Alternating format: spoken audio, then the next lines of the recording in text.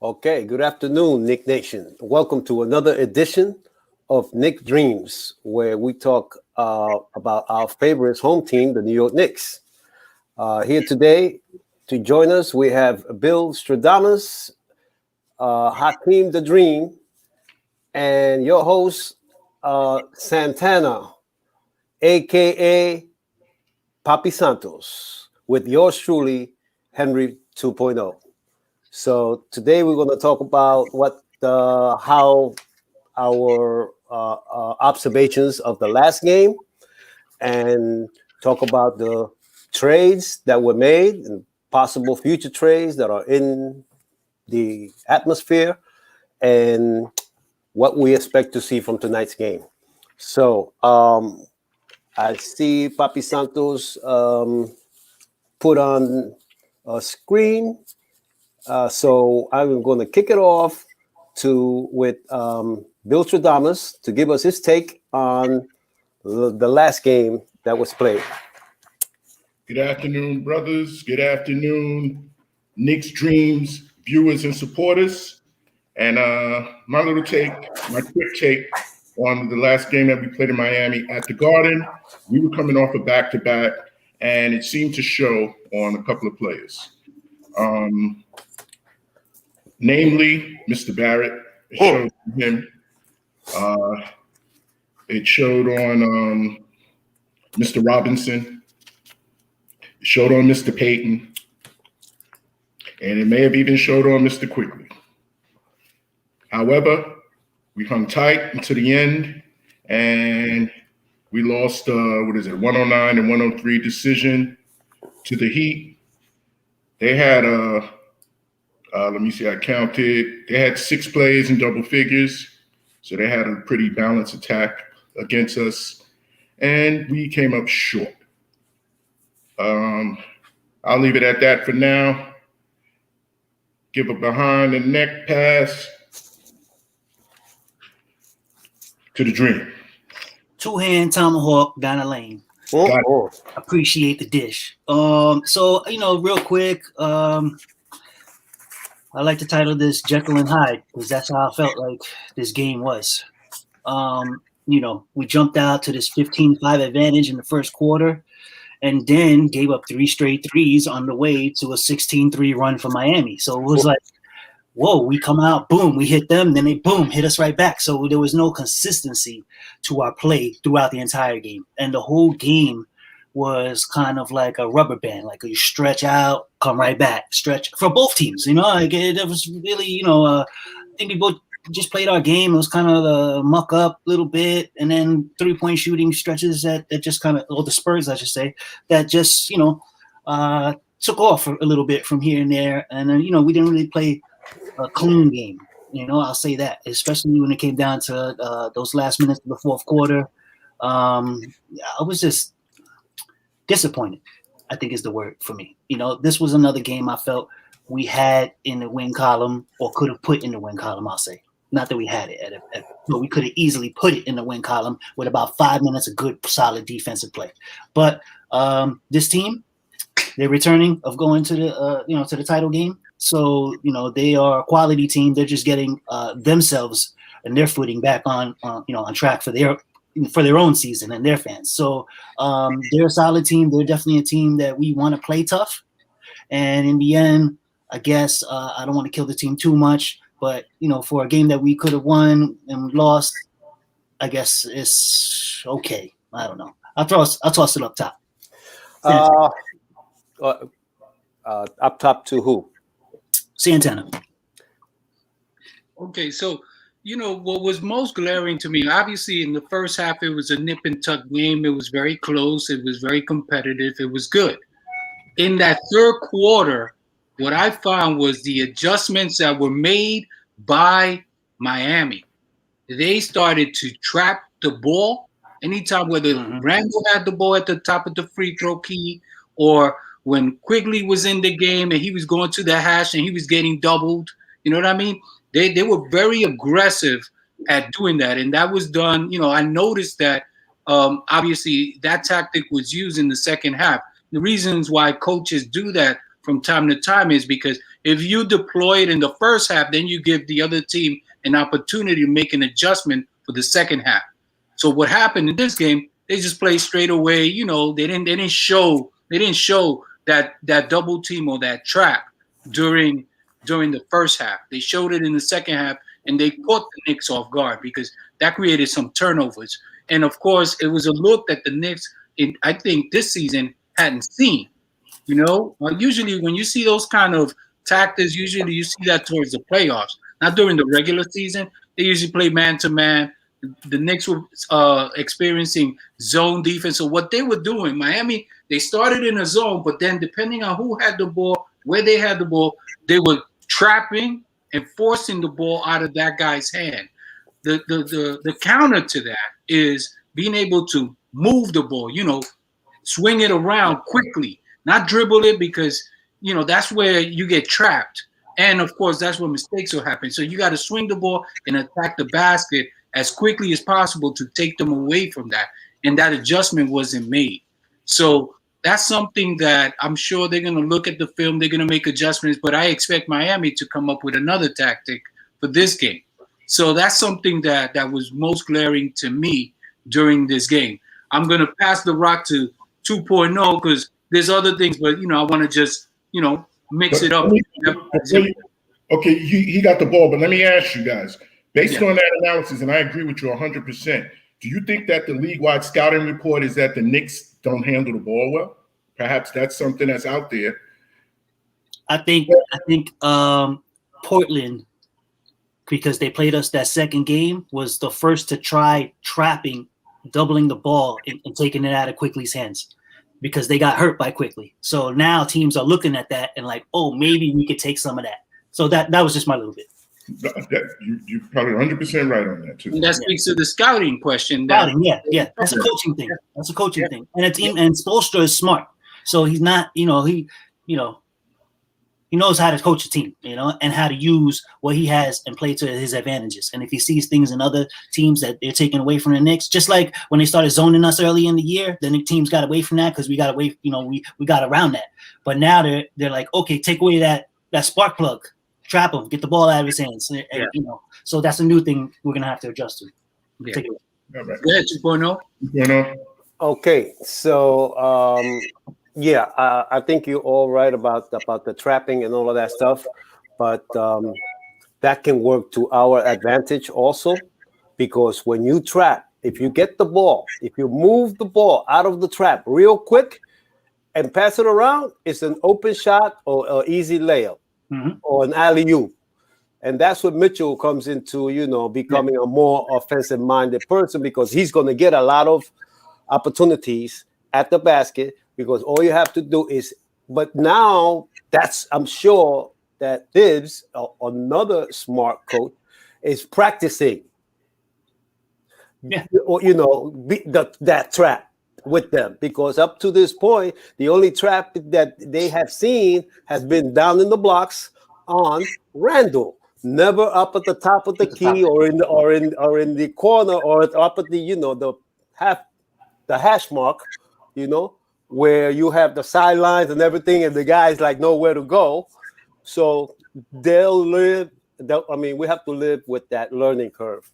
What I wanted to point out about last game was that I think under 2 minutes to go, it was 93-93. Yeah, so I said we lost the game.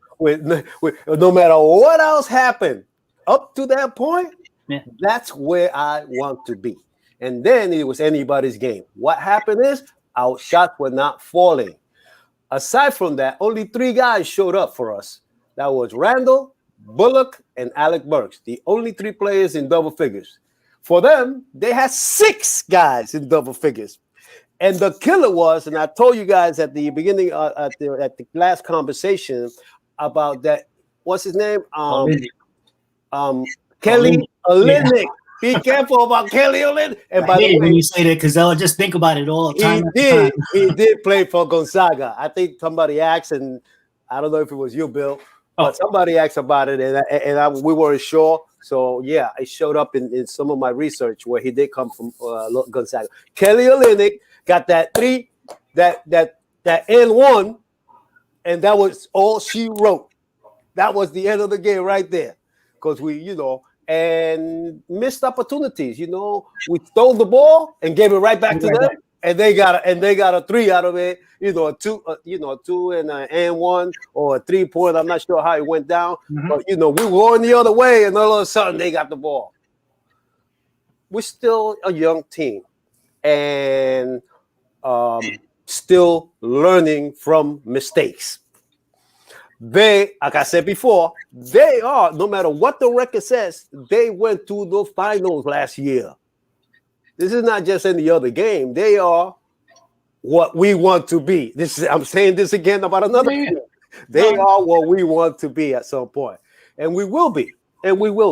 But right now, I know that I cast a dark cloud over some of these games, but whatever to use, I come out, it sounds like I'm being negative. I'm being real. You got to look at the realistic thing. And I said, I'm going against my better judgment for that last game, and gave you a weird score, like we were going to win by 10 or some crap like that. It should have been a lot closer. But, we were in the game, man. You can't ask for more than that. That trap killed us. You're right, Santana. That trap did it. Right there in the fourth quarter. They might have done it in the third, but when they did it in the last 5 minutes of the fourth quarter, everybody got like little butterfingers and, now throw it to me. Nobody wanted to take over. Nobody wanted to take the shot. Yeah. How many times did Rivers get at the rim and throw a pass for a 3-pointer? Who the hell told him that we got 3-point shooters? And Quigley was not, I guess because of the trap, they take the ball out of his hands. He's not going to be able to do the little bit that he does, which is great because that's how you get better. When people find your weakness, then you got to try to work harder at overcoming their defense against your weakness, So I'm going to leave it at that. I don't know if, Santana, you want to segue into the next thing. Or say something else about this last game, but take it away. Yeah, the other thing that I wanted to mention that I think was a mistake was there was a play where Obi dumped the ball at the end of the third quarter. Okay, and rather than bring them back into the fourth quarter to ride him because he was getting into a nice little rhythm, he got taken out. I thought that was a mistake because he was playing good.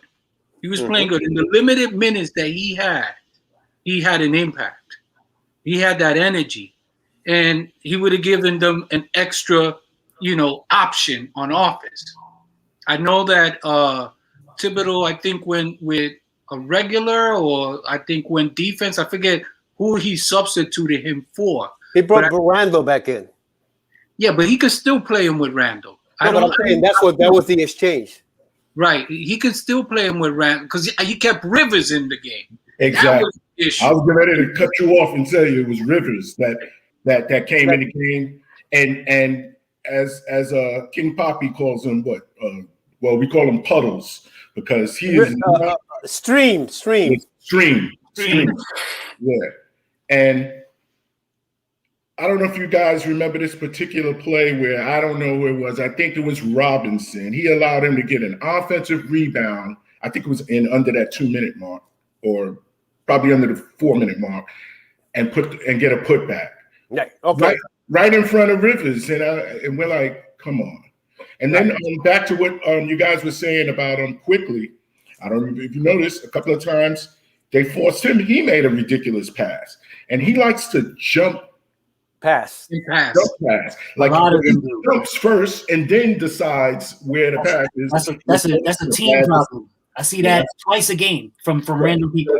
He does that too often. Yeah. So hopefully, he's looking at some film and getting something from that. And the one of Clyde's things, Uncle Clyde always says, keep your dribble. Keep your dribble. Yeah. And that's one of his negative attributes that he's going to have to correct soon. But you're right. But to that point, when he substituted Rivers back into the game for Obi, I'm like, no, man, keep Obi in the game. You know what I mean? Because Rivers was in producing anything. Right. All he's doing is, okay, maybe what Tibbs sees in him is that he's aggressive defensively because he was trying to be, aggressive in that respect. But on the offensive end of the floor, he's very, very inconsistent. Obviously, those 2 games against Utah were his best games. Other than that, yeah, and he got 17. That was that matchup. He got 17 minutes. Obi only got 10 minutes. Mm-hmm. Yeah. And I think Obi's 10 minutes, he was more effective. In his 10 minutes, Obi, he has 7 points and 4 boards. And 4 minutes. 10 minutes, that's work. If you prorate that, by doubling the minutes, what you got? You got 14 points and 8 rebounds. 14 minutes. That's 20 minutes, that would be good. Yeah. Okay. Having said all of that, and all great points and reasons for the fact that we came up short in that game, we all haven't mentioned the fact that we got nothing out of R. I'm gonna take away the J for today. Okay, just for today. We forget. I had given it to him.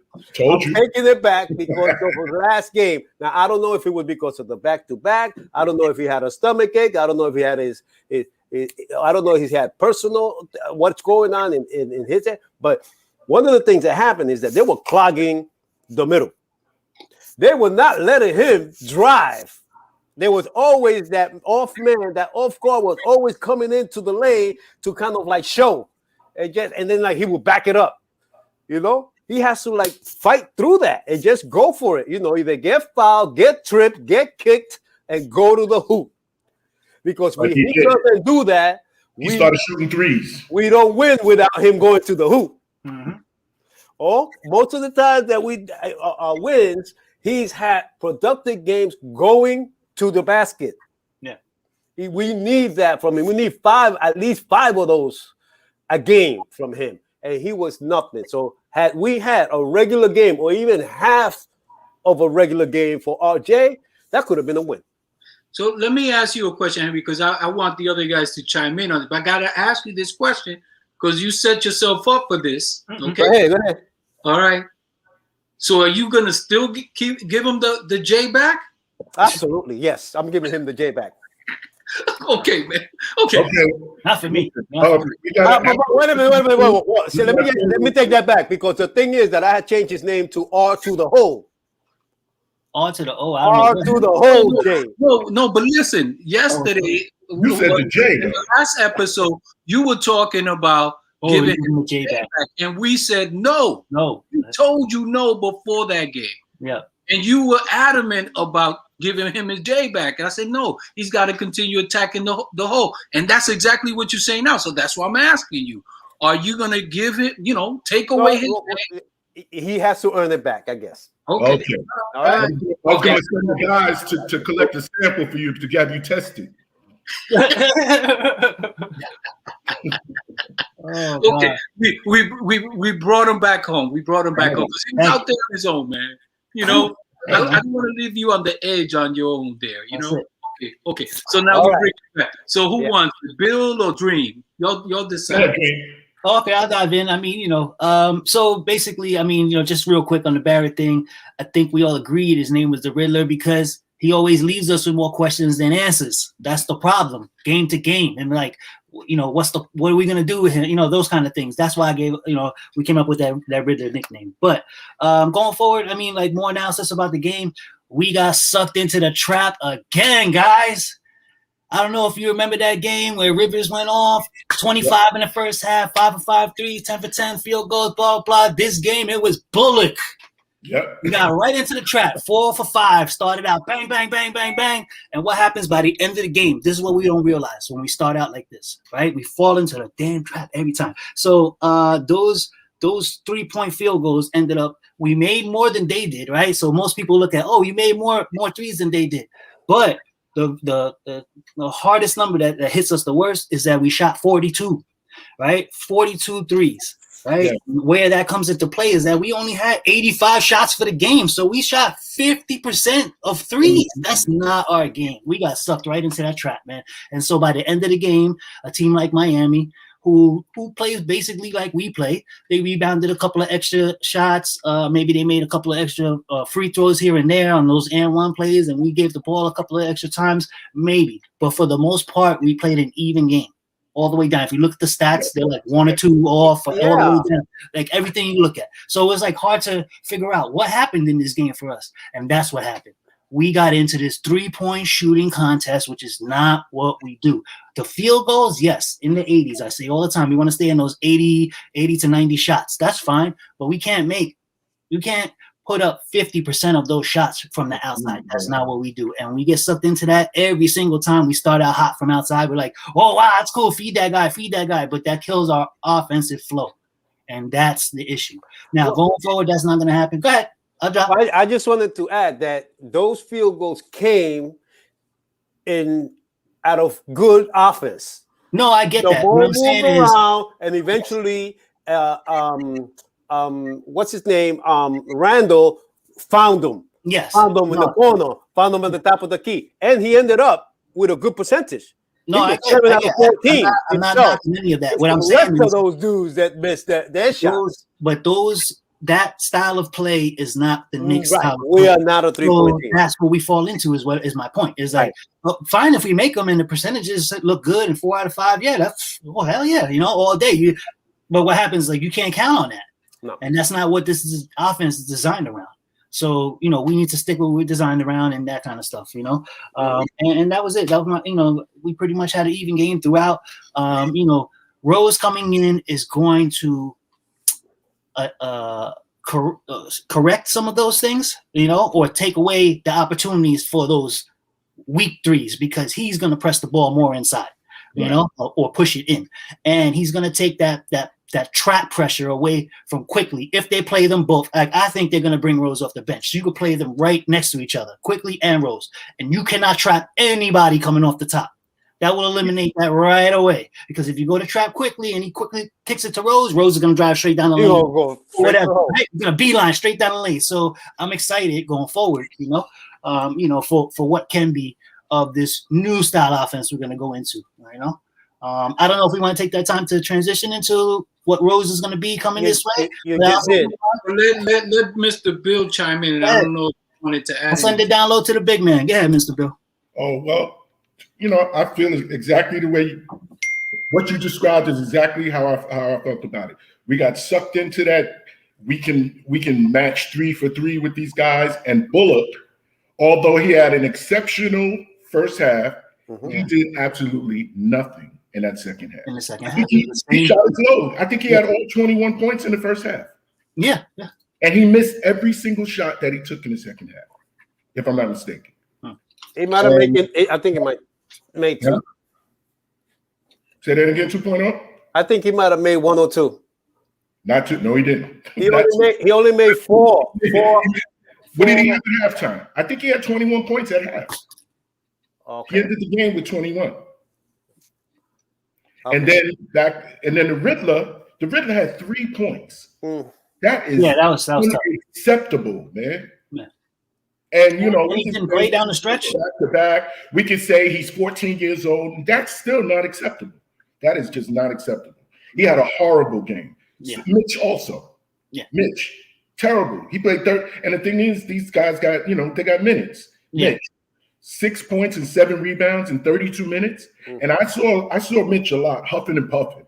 And another thing with Mitch, he's always on the floor for some reason. He's always either getting knocked down or stumbling and fumbling. He's always picking himself up off the floor, and then he's panting. He's panting and breathing hard. And I'm so happy when Tibbs goes to Taj Gibson, because Taj Gibson is steady in that middle. He's not as athletic or whatever as the other 2 big men that we have.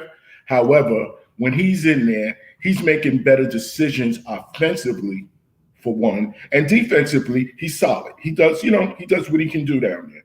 And he's not letting them guys just push him around and take rebounds from them. We beat them with offensive rebounds. We had 10 offensive rebounds, in that game, which is pretty good. They only had 6. And we both teams had a total of 44 rebounds. So like everyone is saying, we played them evenly. Like you said, we played them, it was just nip and tuck until under 2-minute mark. And then it showed that we were the younger and more experienced team. Yeah. So with that being said, let me send it up top to Poppy for the transition. So let me just say one thing on RJ, and then we'll transition. So in terms of RJ, there was 2 very telling moments. RJ? Yeah, well, the Riddler. Call him RJ. That was a mistake. It was a mistake. I just want to make sure. Thank you for correcting me. The Riddler. The Riddler came off the bench, and the first shot that he took was a 3 and missed. And I'm thinking to myself, what is he doing? You know what I mean? Because you're coming off the bench cold. You haven't hit any shots yet, and you're shooting a 3. That's the first instance. The second instance was Randall had an opportunity to reverse the ball to give it to the Riddler. Yeah. And the Riddler was setting up for a 3, and Randall looked him off and shot the 3 himself and made it. And I'm glad that Randall did that. Yep. Because that showed, okay, wait a minute. Randall's the guy. It's not the Riddler. And the Riddler got that message too, because after that, he got pulled. And he didn't play. He didn't play it. What? I remember that. I commented on it. The Riddler he wanted the ball, and Randall looked at him and said, Nah, bro. Nah. And he shot it and made the shot. But the good thing is the fact that he made the shot just cements that decision was the right decision, and the Riddler can now accept that he's got to be second fiddle. He's not the first option in this offense. He can be the second option if he becomes more consistent, if he sticks going to the basket, playing the bully ball. But if he wants to go shooting that 3, Captain Hook is going to pull him. That's right. Yeah. Okay. He got a double dosage. Randall didn't give him the ball, and Captain Hook pulled him. Yep. That's all I got to say about the Riddler. All right. With that being said, okay, we got to transition into tonight's game because they're going to play Miami again. So, want to get your take on it, 2.0. Okay, so Go ahead, my take on tonight's game is that no matter how new he is to our squad, it's gonna be a different game simply because Rose is gonna get some minutes. Just him being on the court is another player that everybody on the opposite team has to respect. That's Derrick Rose. That's no joke over there. That's not Austin Rivers 2.0. That is Derrick Rose. We and like you said, Bill, the idea that when he gets the ball, he's going to be going to look to go to the basket as opposed to try to throw up a 3-pointer fresh off the bench is the difference. Rose is an attacking guard. When he was here the last time around, even before then, when he was with Chicago, and when he was first coming, it was all about the defense was, holy cow, here comes this guy again. What's he going to do now? Everybody's on their heels when Rose is coming down. I don't think that he's also that kind of a slow down type of offense either. I think he wants to run, even though, his legs may not be as young as they once were. I think he's more of a running because he gets momentum out of that speed. He just can't walk over there and then get the momentum after the midcourt, So I'm looking forward to him. I think Santana, you pointed out him and Quigley playing together. That would be something. I would love to see that at some point and see what happens because both of those guys are pushing the ball and both of those guys are going to the basket. And if you trap one, then you're leaving the other one to do, what he does. And if you trap the other, then you're leaving the other guy to do what he does. So either way, it's at a disadvantage to trap either one of these guys. So I'm hoping that they practice that, and I'm hoping that Miami brings it to see whether they've learned anything, whether they, figured it out, whether they are, whether the coach did practice that and get them prepared for that eventuality. So take it away, Dream. So, the biggest thing for us is that he's going to clean up this third quarter flat play that we end up coming out of halftime with. Okay. That's going to be the biggest thing. Yes, he can't run up and down the floor for 30 minutes, but he's playing 15 minutes, so he can run up and down the floor for those 15. Okay. Right? And in those 15 minutes, he's still producing 14, 15 points and 4 assists, something of that nature. So if he can give us that next to Quickly, and if Quickly wants to start being more of a spot up because this guy's driving to take up the lane, then I wouldn't mind seeing that to see what that produces for a couple of games, rather than have Quickly bring the ball up, run around, waste all his energy, and then in the end get the ball back and try to jack up one of those threes that he likes. Maybe he can spend that energy just getting free off his man without the ball. We'll see. We'll get to see him as an off guard. All of this stuff is wonderful, like, because we're going to get it at the right time. And like I said, we didn't give a lot up for Rose, so we still have assets to go get more pieces. If this works, and then we think we can still improve the team even more, then great. Offensively wise, like I said, it's going to take away the traps. We should be better looking a little bit. We should free his offense up a little bit more. And by the end of the year, he comes off our books too. If this doesn't work out, it doesn't really kill us. It's a positive move all around. But that being said, I don't want to take up too much time. I'm going between the legs. Bill Shadamas. Thank you, sir. I agree with again. I seem to always agree with my man Dream. And he paid you. If nothing else, the reacquisition of Rose is going to enhance our offense. If I'm not mistaken, we're one of the worst offense, if not the worst offensive team in the whole NBA. Still, yeah. And therefore, bringing him back is going to improve us. If by if it's maybe 6 points a game, that's going to be a great improvement. And you will be able to see this in game time when we have those lapses in the third and sometimes in the fourth when teams just seem to shut us down. And our resolution is to try to come back shooting threes, and we are still not a three-point shooting team. Mm-mm. We're a team who has a few decent three-point shooters.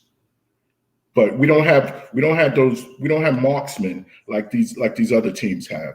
And therefore we have to play to our strengths. And our strength will be that come these lapses in the third quarter, insert Rose with Quickly. I hope that's what he does. And we're going to get some points. We're not going to be outscored by 12 and 10 points in these third and fourth quarters going forward. And just touch back the last game against the Heat, we only outscored them in one quarter, and that was only by 1 point. Yeah. Yet that game was close. That game was close to the end.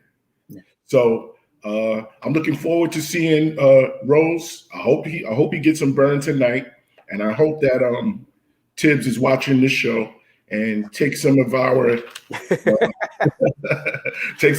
ideas into consideration. Mm-hmm. With that being said, I'm going to throw it up top to my man Santos Santana. Santos. I do expect that Tibbs is going to make adjustments. He's going to see that what worked for Miami last game and, prepare this team. Now, the variable here is whether or not Rose will be cleared to play today's game because of the COVID protocols. So we don't know. I don't know if they've made that decision, if they've been able to expedite that process. I have no idea. So that's a big if. Now, of course, if he is cleared and obviously he comes off the bench and he and Quickly run that second unit, then you guys are absolutely correct. It's not in Miami's interest to try to trap either one of them because they're going to leave the other one wide open who's going to be able to, really attack the basket and put them in a position where they really have to scramble on defense. Yeah. However, if Rose doesn't play, I could see them trying to deploy that double team trap game in the defense, during that second half. So I think to a certain extent, that's why he probably had Rivers in the game, and at some point he used Bullock when Quickly was in the game, because Bullock was bringing the ball up as well. But not Bullock, I'm sorry, Burks. Burks was bringing the ball up.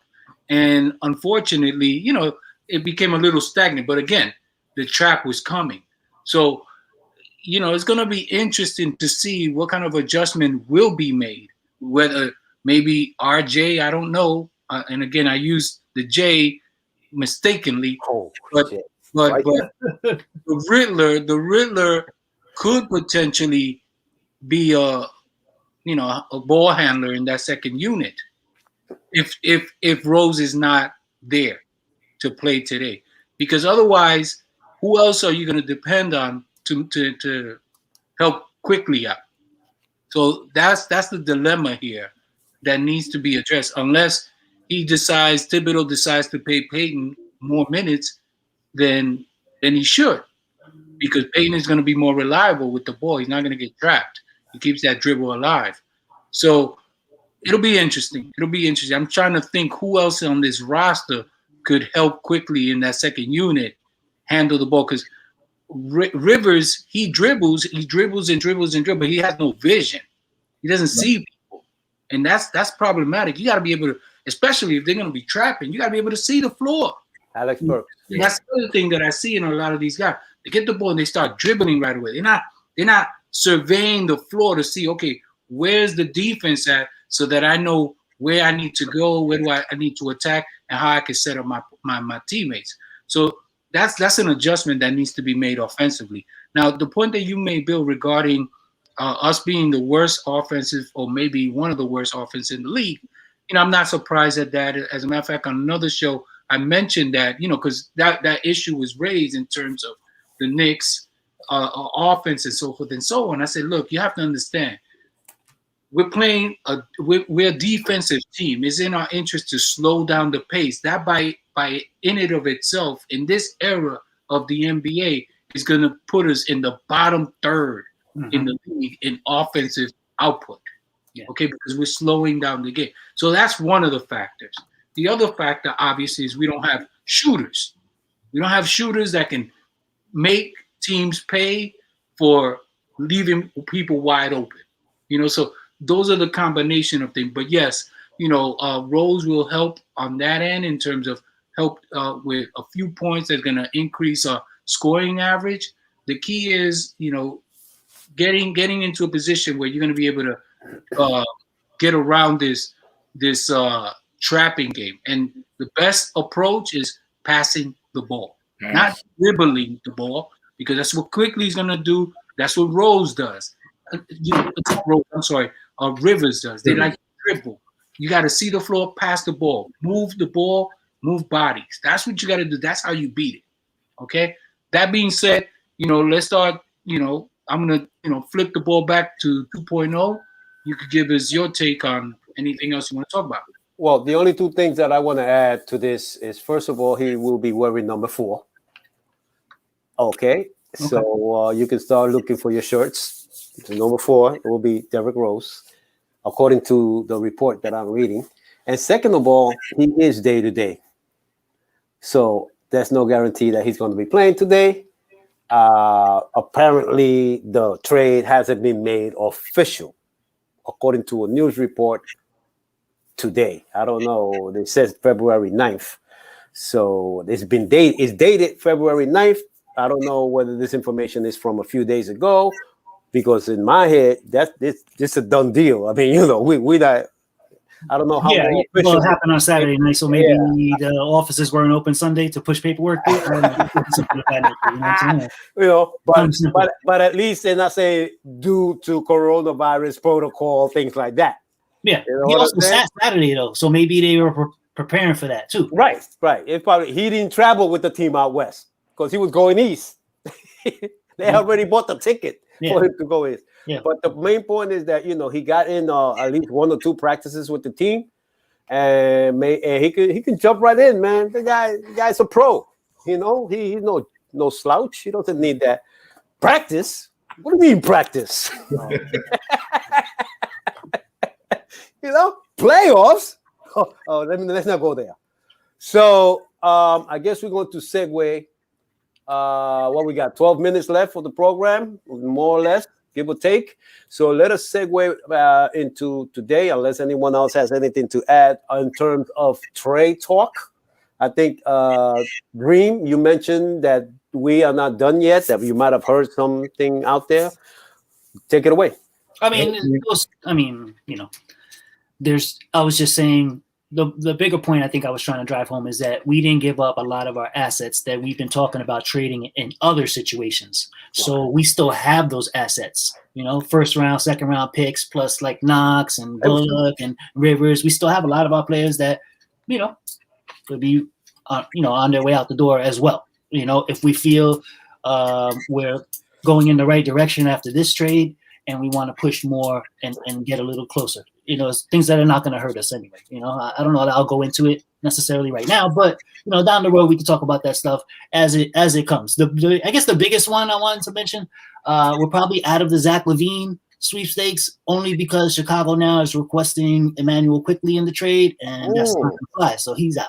So unless and the marketing is not going to be traded because the Knicks have him on the radar to add in the free agent market. He becomes a restricted free agent after this year.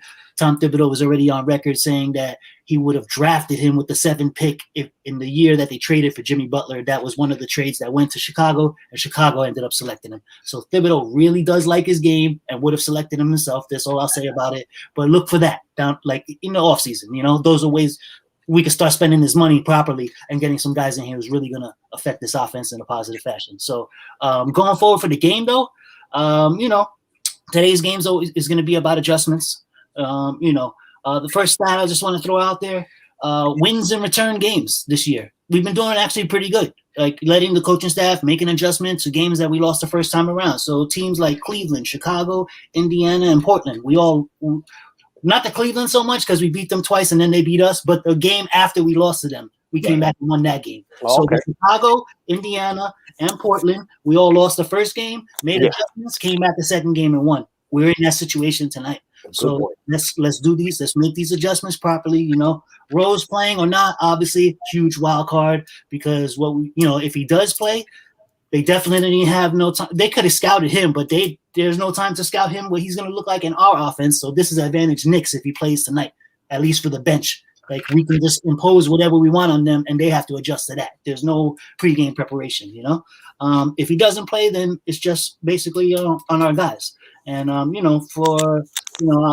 guess if I'm calling the game, I'm gonna title it like this: if loving you is wrong, I don't want to be right. So I'm gonna put the Knicks again today, 112-107. Now through my legs to the big man coming behind the lane, and watch out 2.0 because he owes you a dunk. Hey, 2.0, look up. Look up. Got him.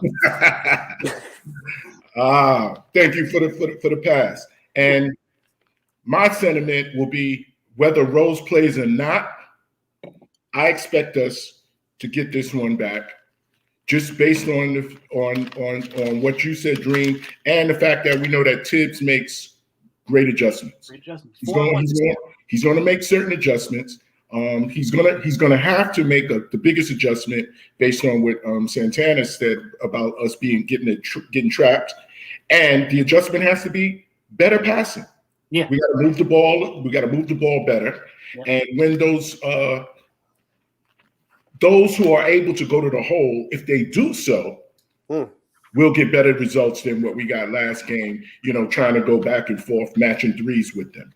And with that being said, since we lost by 6, I'm expecting us to return the favor, and I'm going to take the New York Knicks 110-104. We're going to return the favor and beat them. Really? Okay. With that being said, bounce pass up top to 2.0. Okay, so first I'll give you the score, 105-101. What team?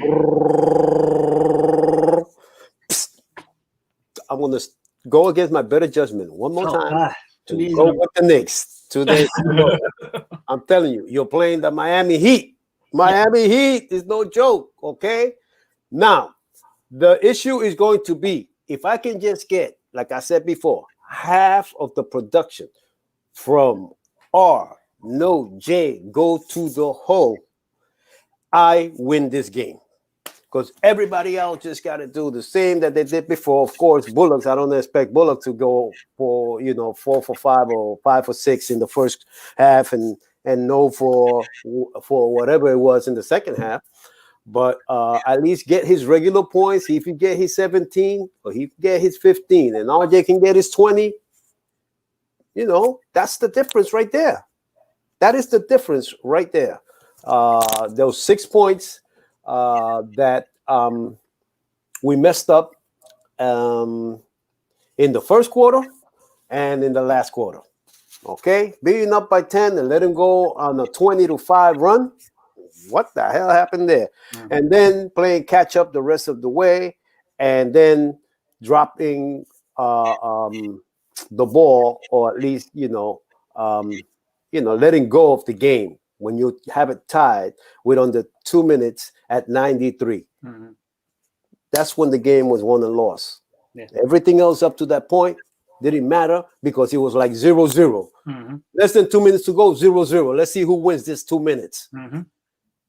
And their experience won over our inexperience. Yeah.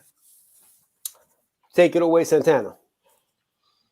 So I'm gonna go with the trend, and that is we haven't lost to the same team twice.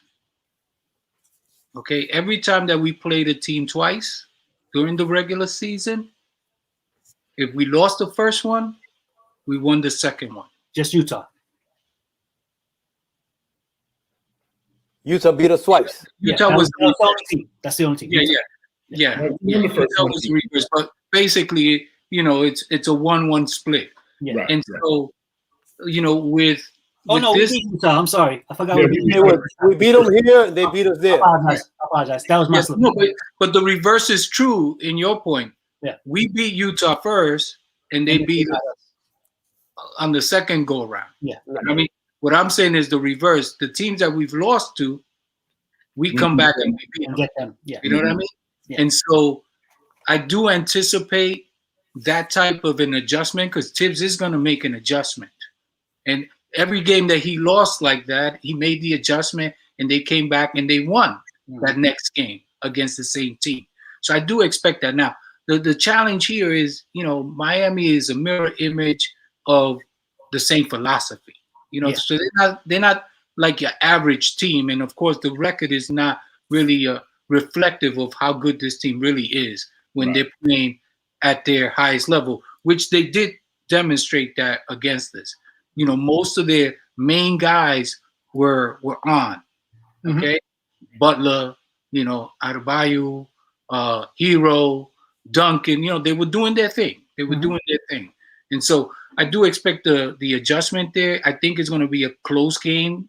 It'll be a 2-point differential. I'm going to say 105-103 Knicks. Nice. 105-103. That's real close. Yeah, 2-point differential. They're gonna miss the last second shot. Well, somebody's gonna make it. Hey, I hope one of us is right.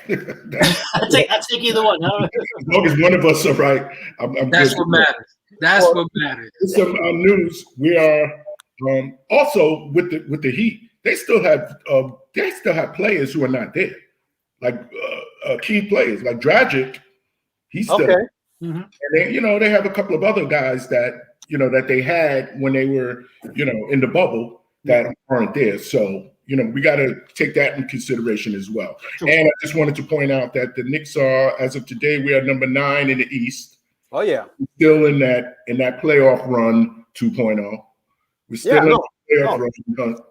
And and we just got bumped out yesterday because Charlotte won a game or something like that. So we actually were like 8 for but we're what's nice is that we're in the shaking, the moving and the shaking, right? Anything that happens in the NBA, it's nice to be like, oh, that affected us. That didn't affect us in a good way because we got some easy money as far as the standings. I think it was Friday or something like that, where a couple of guys lost and we slid right into like 7th spot or something like that. So it's fun to be like to watching the stats every day. Get up, see where we are, that kind of thing.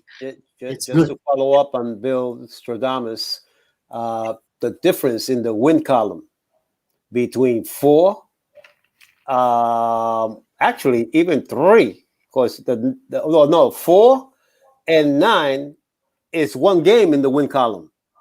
It's like the number 14 has won 12 games, and we won 11 games. Yeah. All right. Now in the loss column, it's like 3 game difference or 4 games. Yeah, we just play more games than some teams. Okay. Is the other thing, Yeah. So I mean, we're between 9 and 5, man, at any given stretch. And we gave a couple of games away. If we gave a couple of 2 games away, or we'd be solid right there at like 5. We gave away the last game. Give away the last game. That's okay. I'm saying Cleveland game. That's you one lose of those. Cleveland game. You lose a Charlotte game, I guess. That we were kind of in, and you lose by 3 points. It's like, right. You tighten up a little bit. But I agree with you because it was 93-93 with 2 minutes to go. So we were in that game too.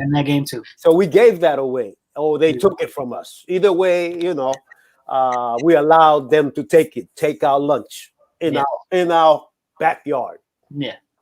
So yes, but when it comes to the standings, man, everybody, there's a whole group of teams that are there. Yeah. We have to get better at our game, which is defense. Yeah. And a lot of those teams we can, either match up with them or beat them. Mm-hmm.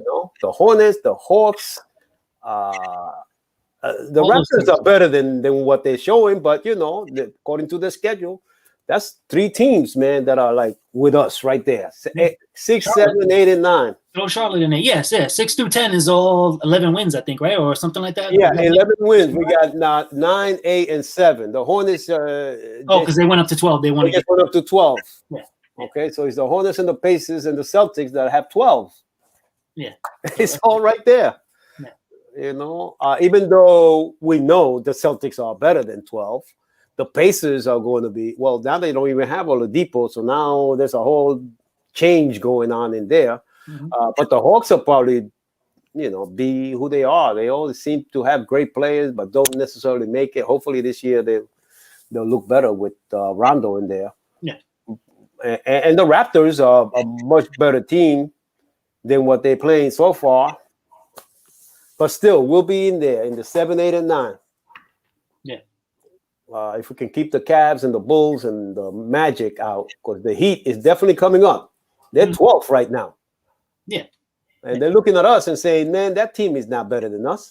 This is why we need to take care of this February schedule. We don't know what the next half of the season is going to be. I haven't released a new schedule yet for the second half of the season, Right. So we need to take advantage of this schedule right now in front of us. We can battle with this schedule right now. I was looking at that too, and the fact that we're going to be playing some games that are winnable. Yes, winnable games. That's all it is. That's all I titled it as. Like when we have it in a win or a loss column, those are winnable games. If we're competing with teams like Miami, and losing by a couple of points, the big boys of the league, even the Clippers game got away from us in the end, but we'll take our lumps against these guys, and in the end of the season, I'm thinking, because we took our lumps against these guys, we'll be battle tested. So that and then they're playing against the East, we'll just have some fun at the end of the season. Why not? See where the chips fall. And the added piece to that is that now we're adding Derrick Rose. Yes. So they were winnable before Derrick Rose. Yeah. My gut says it increases our chances. Yeah, we will start to move up the stat in bench production. I think our bench production is going to take a massive jump by like 10 to 15 points a game, because Derrick Rose is going to come in here, he can get his own shot. And if he can get his own shot, that means they're going to have to start doubling him to take him away. And I think that's going to free up quickly. And I think we're going to see things that are quickly, like, He might start drop if Rose is dropping 10 to 15 a game, that's freeing quickly up to drop almost 20, I think. Yeah. I'm not saying 31 a game, I but thought- around 20. That's those two guys off the bench. If Rose can do 10 to 15 and quickly can do 15 to 20, that's a lot of firepower. That's 35 points off the bench right there. And the rest of the guys can just fall in. And if they're playing inside out game, can you imagine the backside, which is Noel and Toppin roaming in the backside? If they have to start doubling these guys and they can just roll off to the basket, it's gonna be it has the potential to be something. And R will start getting the lane. With Rose, Oh, that's different. I mean, I get that. If they're playing together, right? but strictly as the as the backup, that the juice, another spark plug off the bench. Let's call it that. Right. Okay. So now you have two of them they have to deal with. Before now, teams are coming out and they're like, okay, we have to trap quickly, and then we could get the second unit out off the table. Not worry about them. But now you can't do that with Rose. And Right. that is because we are hoping we're thinking that this is what is going to happen, that Dibs is not going to bring Rose to start for Elfrid Payton. He's going to bring him off the bench. Yeah, no, there's no reason you would bring him here to start. He's old. He's an older guy. Like, you need that 15 minutes of Derrick Rose, not 30 minutes of starting. Mm-hmm. He'll turn into Elfrid Payton. That's what Elfrid Payton is. Like, if you gave Elfrid Payton 10 minutes, he would give us, oh man, you'd be like, wow, Elfrid Payton, man, this guy's like dropping dimes. He'd go to the basket, Right. Offensive rebound putbacks. He could do a lot of that. But then you start to stretch him over 15, 20 games starting, and he turns into an average player. Okay. And that's what you want to keep Derrick Rose in a short stint, an above average player. Right. And that's what he gives. He's doing that for Detroit. He's coming off the bench behind another drafted point guard. Right. Okay. Hayes. They drafted him. They're going young. Killian Hayes. Killian Hayes. Yeah. That's the only reason Rose is really available. Like, he's still a quality guard, but they're trying to go young because just like we drafted Ntilikina a couple of years ago, they're trying their little French Revolution over there in Detroit now. So go for it, The And I'm French surprised, Revolution. I'm surprised they didn't send Frank over there as part of it, because I'm not sure if those guys played together, but they came out of the same system. Okay. Killian Hayes and Ntilikina. So, it kind of surprised me a little bit, but I'm not upset about it because, like I said, this gives us more assets to go do something else if we need, and there's plenty out there. It's going to be interesting also. I think you mentioned it earlier, Dream, to see quickly playing off ball. Currently, he's been in there as the point guard. Yeah, I'm interested to see him running around screens and getting wide open shots that Bullock and Burks are getting. Yeah, I can see what he does with that. But him coming off screens and all that, and just getting wide open threes, that's going to be a different element for the league to have to deal with. Because he's just going to be running to his comfort spots. Absolutely. Not being forced by the defense to dribble into those spots. He's just going to run freely like Steph Curry and Thompson do. They just run around, and they get to their comfort spots. Like, I'll pass you the ball, pass it right back to me because I just need to step right into this spot. And that's where we might start to see real progression. Like, we've been surprised, and he's been very special to us so far after these 25 games or whatever it is. But we can unlock more out of this kid with with Derrick Rose next to him. So that's what is exciting for us. And we'll see where it goes. All right. Well, I'm looking at the schedule, and you are correct. We have Rockets, Wizards, Rockets, Hawks, Magic, Spurs, Timberwolves. Listen, if we get this one, we're gonna roll off these 5 in a row. That's what we need to stop, though. Okay, because I was also looking at the loss-win column, and it was like, win 2, lose 3, win 3, lose 5. And but with these teams coming up. This is the thing. We need not kid ourselves. If this team wants to be serious about going into the playoffs, being competitive towards the end of the season, then we need to take advantage of this. Like, if we don't take advantage of these easier teams, then we'll be kidding ourselves to say going down the road, we're going to be a playoff team and we're going to do this. And this matters. All these games matter towards what we're trying to predict. Playoffs, 35, 36, 37 wins, that kind of a thing. Right. especially the East teams, because those are the teams that and the weak teams in the West. I mean, it is what it is. Sometimes you get a Kings team that plays above what they have, but they have talent. They just can't figure it out. Right. Houston is adjusting. They're old. Yeah, no. New Rockets, Magic, Timberwolves. Yeah, we know the Magic off. We know what they have. Timberwolves, their baby team. They're like maybe the worst team in the league next to Detroit. Record wise. And that's it. And like the rest of the teams we compete with. So let's get in there. Let's be special in this moment. Oh, let's hope so. I can't wait to see if Rose does play or when he starts playing. Yeah. So that we can see the magic the Knicks are going to bring. Anyway, so that having said that, Rose, you're going to have to get a number 4 shirt. Mm-hmm. I'm trying to find the Quigley shirt, but they're not even selling it yet. I don't know what the problem is. I can't seem to find it anywhere. They have the topping. Yeah. And they have the Barrett. Yeah. But not the Quigley. They Not don't yet. have the jersey. After the All-Star break, I will start looking around. Is that what happened? Late March. Why would they do that? What do you think? Because they usually go into the season with a predetermined set of players that they're going to design and put out for purchase. Okay. And Quickly wasn't on the radar. Toppin was. Right. Because of Toppin was a player of the year out of college. Like things because he was drafted. And he was drafted. That's the guy they bet on. You know what I mean? So right. Okay. So those types of things. But I think they're eating a lot of those shirts. Huh? Well, he got friends and family that are going to buy his shirt, but he's not doing enough for the general fans to go out there and get a Toppin shirt. Not yet. But you'll get to that. Like I said, Toppin needs patience from the fans. Quickly is coming in here. He's doing his thing, but that was unexpected. We didn't draft him expecting him to do that. We drafted Toppin, expecting to develop into something, and he hasn't gotten the development yet. You say that, but in college, I mean, I know that you follow it more than I do anyway. Yeah. But I saw more of Quigley than I saw of Toppin. Well, Toppin played at Dayton, so Dayton doesn't get TV coverage. They play like that. They were a good team. Don't get it wrong. Right. They also didn't have the tournament. You would have saw a bunch of Toppin in the tournament. Because Dayton was like a top 4 team. I think they probably would have made the Final Four or made a run for it, and you would have seen his effectiveness against in a tournament style play. Like that kind of thing. Quickly, because Kentucky's always on TV. If you just watch the games, you'll see they play. And I saw Quickly a lot with Maxey. Maxey was the guy that Maxey was the real guy they were trying to pump.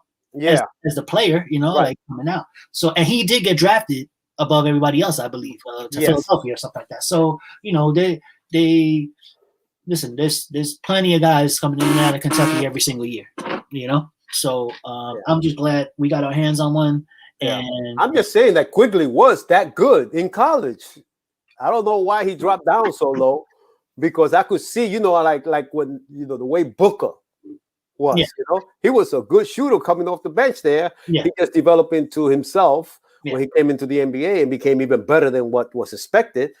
And that's what I think I saw about Quigley. Yeah, we don't know where he would have ended up. He was going to get drafted in the second round. He was basically pushed into second round talent because of lack of play, or not starting position, I should say. I don't think he was a starting guard, right? Wasn't there another kid, Ashton Higgins or something like that? Booker coming off the bench for them. So he was splitting time, let's say. So because of that, and the advantage of the Knicks hiring that Kentucky coach. Okay. He probably help recruit or saw him for 2 years. And they were like, this kid can play in the NBA. When you bring that guy over and he's like, I'm telling you, forget about the second round. You have a late round first pick, take him then, because he may not last into the second round. Right. So and you gave up your second round picks anyway to get back in there. So they knew something, and thank God, finally, New York is in a position to take advantage of something like that can benefit us. Yeah, but we that was a pick that we told. Who was it? What Denver? It was another team that picked them, but we told them to pick that guy for us. Remember? Yeah, exactly. He was, yeah. He was. I saw it a little while ago somewhere where I was looking up quickly, and he was actually drafted by another team, but that draft belonged to us. Yeah. And so that we told that team to pick quickly. Oh, okay. All right. So that's how that went. Yeah. So, All right. And hopefully this is a trend, like a draft trend that we can stick to, like we already gave away our second round pick from this year coming up, but that's okay. We have 2 first round picks, and I'm sure the Knicks, the way they did last year, where they traded it away, and for 5 minutes we were all like, whoa, what happened? And all of a sudden they got it right back, and boom. Now okay. Right. You know what I'm saying? Remember, for 5 minutes they gave away that pick. And then it was like, wait a minute. And then they got it back, and it was like, okay. So they traded to move up or something like that. Well, they got out of it. I forgot what I'd say. I don't remember the exact details, so I don't want to speak on it too much. Right. But there was something of that nature where I'm like, wait a minute, they got rid of it. Okay, maybe it's not that important. This draft is kind of weak anyway in the second round, and then they flipped it back into the first round. So right. But all right, let's get out of here. Let's roll us out of here. Okay, man. So thank you very much, you all, for joining us today. And as we always say before we sign off, once a Knick, always a Knick. Enjoy. All right, enjoy the game, man. Do the same. Talk to you later. Later.